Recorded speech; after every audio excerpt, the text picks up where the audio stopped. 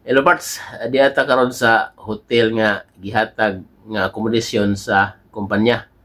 Bali ang nagbayad ani ang tag-iya gyud sa barko.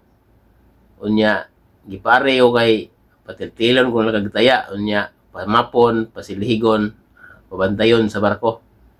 Bali giplitihan ko gikan og Bohol padong sa Manila, unya Manila to Turkey. Unya libre po nigkaon mo nang ubang siman. Dugay pod makaudnang kay libre man. Pero dili tanang kumpanya nga mohatag og plite gikan sa probinsya. Karon nihatag sila sugod adtong 2025 Manila to probinsya. Unya dire wa koy gibayaran bisag piso.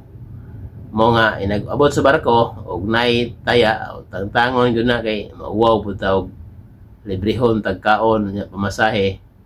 Unya magtinapulan mo nga inag-abot sa barko ani kayot marino gini. Unya sa dili pa nato tan-awon ang kwarto parts. Shout out ta sa mga ni-request. Shout out kang Harlyo watching from Bohol ug kang Nilre Espinaries watching from Silversom ug kang Alfreda Lido watching from Maragusan, Davao de Oro ug kang Nits Istiliore Lacano watching from Sibagat, Agusan del Sur. Edwin Tugaon Sixto. Unya shout out sab kang Ma'am Maribik Santos. Unya shout out parts kang Fose Siargao Carental watching from Siargao Island. Og matumog Siargao, mo nay punta ka kay nana siya'y ban. Shout out sa parts kang Gilio Sarigomba watching from General Santos City. Member ni siya sa akong gitukod nga Kaurising. Nihatag na siya og 2,000 para karong buwan na to. Unya sa sulod mga buwan sila ray tigom kay diamo ko dire.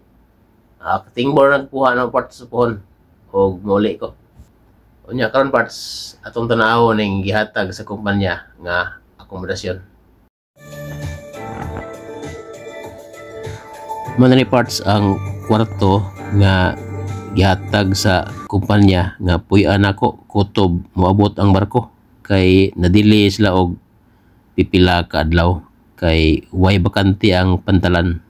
Pero kung nauna og abot ang barko sa pantalan, diretso na ko dito. Unya og paulion dayon ang pulihan o ditso trabaho. Mga kapoy-kapoy gyud og mauna ang barko kay ditso man ka dito.